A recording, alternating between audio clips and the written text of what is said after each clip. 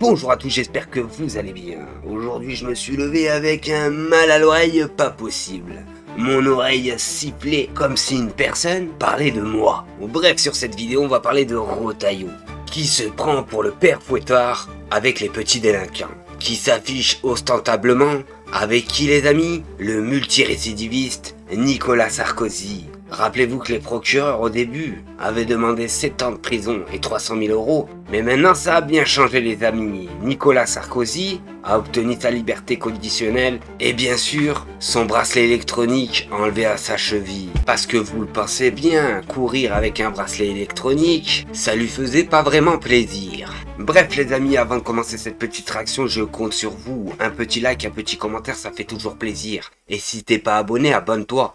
C'est totalement gratuit. Ancien président de la République, Nicolas Sarkozy, une image évidemment qui était très attendue au-delà de cet hommage à Aurélie Fourquet, Nicolas Sarkozy aux côtés de Bruno Retailleau, Guillaume Darey, une image évidemment attendue pour de multiples raisons puisque cet hommage il tombe au moment où Bruno Retailleau vient d'être élu à la tête des Républicains. Deux fonctions, tous les deux, puisque Nicolas Sarkozy a été ministre de l'Intérieur, bien sûr, président des Républicains, un parti qu'il a fondé, pas fondé, en tout cas il a transformé le nom de l'UMP dans les Républicains, et c'est désormais effectivement le cas de Bruno Retailleau, qui est ministre de l'Intérieur désormais depuis quelques mois, depuis le mois de septembre, et qui se retrouve désormais à la tête des Républicains après sa très large victoire, plus de 74% des voix des adhérents ce week-end face à Laurent Wauquiez. Donc effectivement, c'est une image symbolique pour cet hommage à ces policiers qui avaient été tués en 2010, à l'époque où Nicolas Sarkozy était président de la République. Et puis c'est une image symbolique aussi pour les adhérents des Républicains qui peut-être regardent ces images, ou les électeurs de droite qui verront pour certains un message subliminal peut-être de passation. Durant la campagne, en tout cas, Nicolas Sarkozy était resté très discret, même si bien sûr, comme toujours, il s'est tenu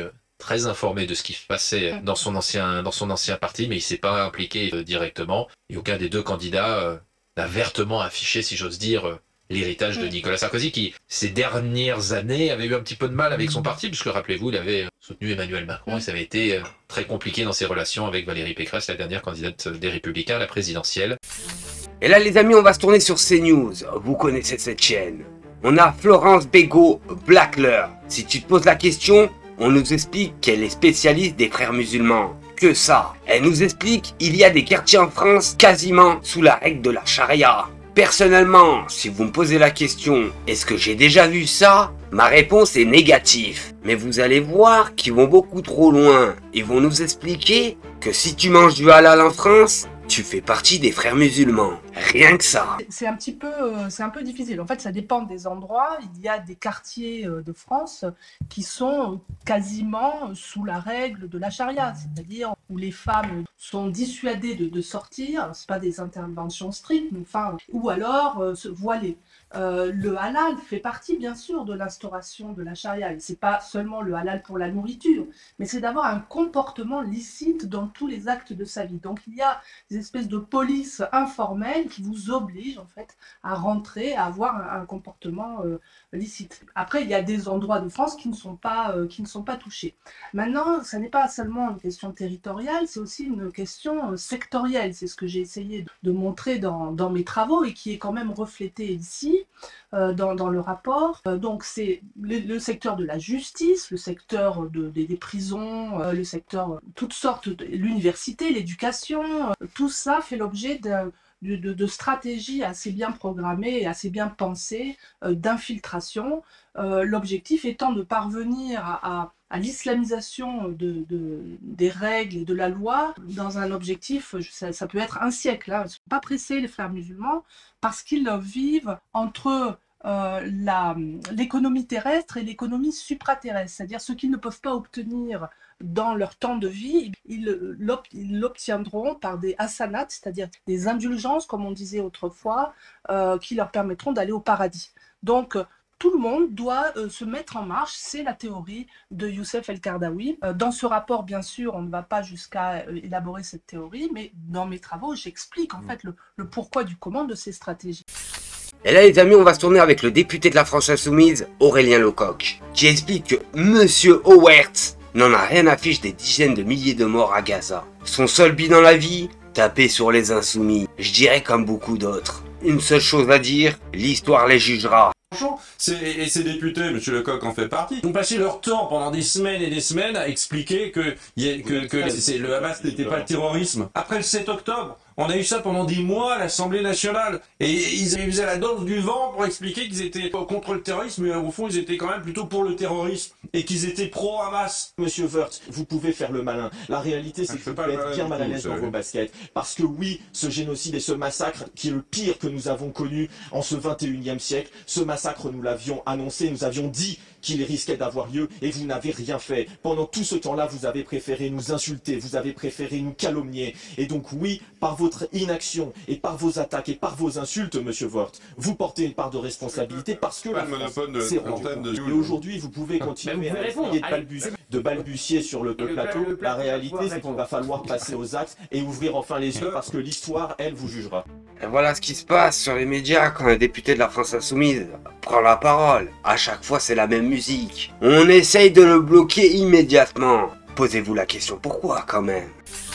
Et là, les amis, on va se tourner avec Ségolène Royal, qui a déjà déclaré publiquement que François Bayrou aurait menti. Elle a été entendue par la commission d'enquête et vous allez voir qu'elle va étayer ces affirmations. Le 11 février 2025, à l'Assemblée nationale, François Bayrou, Premier ministre, a nié avoir quelconque connaissance des faits de violence physique ou sexuelle commis. Il est depuis revenu partiellement sur cette affirmation le 14 mai dernier en étant entendu devant notre commission d'enquête. Il a en revanche, le Premier ministre, indiqué à l'occasion d'une réponse à l'une de nos collègues lors des questions au gouvernement que d'autres savaient au sujet de ces violences, en vous visant vous expressément ainsi que Madame Guigou. Vous avez déjà indiqué publiquement que selon vous, le Premier ministre mentait en affirmant n'avoir jamais été au courant. Est-ce que vous pouvez étayer cette affirmation? D'affirmation.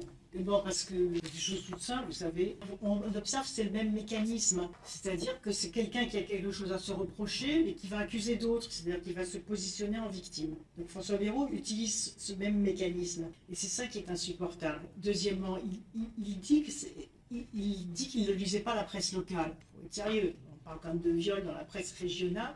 À présent, le Conseil général, il a la revue de presse tous les jours. Et en plus, c'est passé à la télévision, donc forcément, il était au courant. Ensuite, il est revenu sur son mensonge concernant le fait qu'il n'avait pas vu le juge. Et après, il admet qu'il l'a vu pendant 2 heures à son domicile. Donc, et enfin, il dit que c'est une opération politique. Mais laissez-moi vous dire ce que c'est que la politique. La politique, c'est le fait que quand on monte en responsabilité, on demande en plus exigeant. Quelqu'un qui devient Premier ministre et qui s'étonne qu'on lui demande des comptes sur la vérité de la parole, mais c'est pas parce qu'on fait de la politique contre lui, c'est parce qu'il est Premier ministre et que les citoyens sont exigeants à l'égard de ceux qui ont la chance d'exercer des responsabilités. Donc si ceux qui exercent leurs responsabilités ne savent plus distinguer le bien du mal, le vrai du faux, leur responsabilité de leur irresponsabilité, la parole des victimes et la parole des criminels. S'ils ne savent plus faire ces distinctions-là, alors quelle confiance les citoyens auront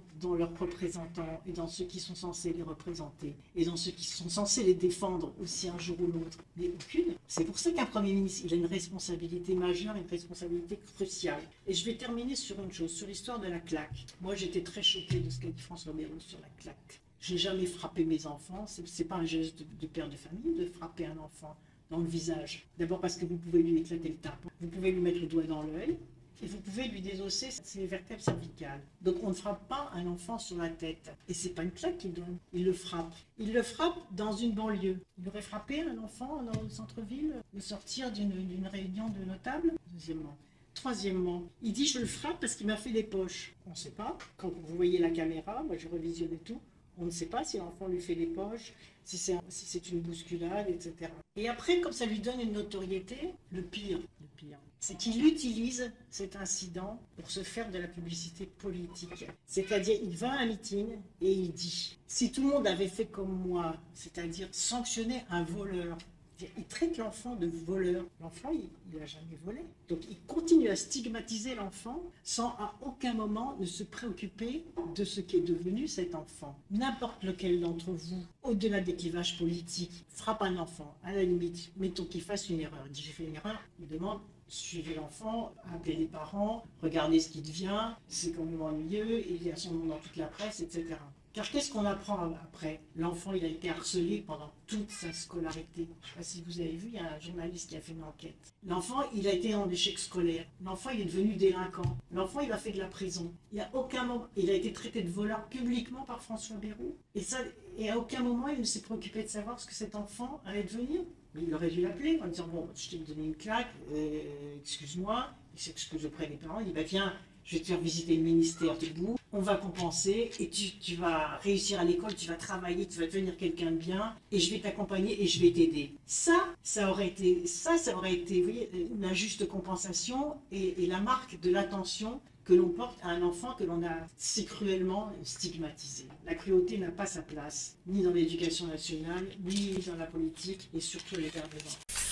Et là les amis, on va se tourner vers les GG. Un chauffeur de bus refuse une femme pour sa tenue jugée trop courte. Vous allez voir un auditeur, Rémi, qui va expliquer il n'y a rien eu de grave à l'arrivée. Il a eu raison. Moi ça m'embête quand une femme arrive à moitié dénudée quand je suis avec ma fille de 5 ans dans le bus. Effectivement, ça doit déranger. Voilà. Moi, comme j'expliquais au standard, je prends quasiment tous les jours avec ma fille le bus et ensuite moi je fais un trajet pour ensuite aller au boulot. Et j'en vois surtout là en ce moment que ça y est, on a les beaux jours, il commence à faire très chaud dès le matin et moi je trouve qu'il a eu raison parce que moi qui suis avec ma petite fille de 5 ans et demi, moi ça m'embêterait en fait qu'une dame ou une fille, femme, peu importe son âge, arrive à moitié dénudée et qui s'expose à tout le monde. Moi, je trouve qu'il a eu raison. Ensuite, il y a eu la manière et peut-être la finalité de ses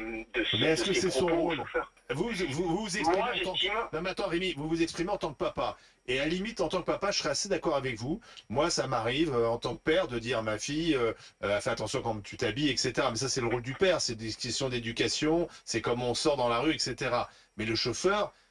quel est son rôle? C'est pas le père de la jeune femme. Conduire le bus. Son rôle, c'est le conduire de bus. C'est pas de vérifier comment les gens sont habillés dans son bus. Alors, j'entends tout à fait ça, il n'y a aucun souci. Mais, parce que il y a un petit mais, j'estime que ce n'est pas son bus personnel, ce n'est pas sa compagnie de bus à titre personnel aussi, mais j'estime qu'en étant le chauffeur de bus, il est responsable du bus.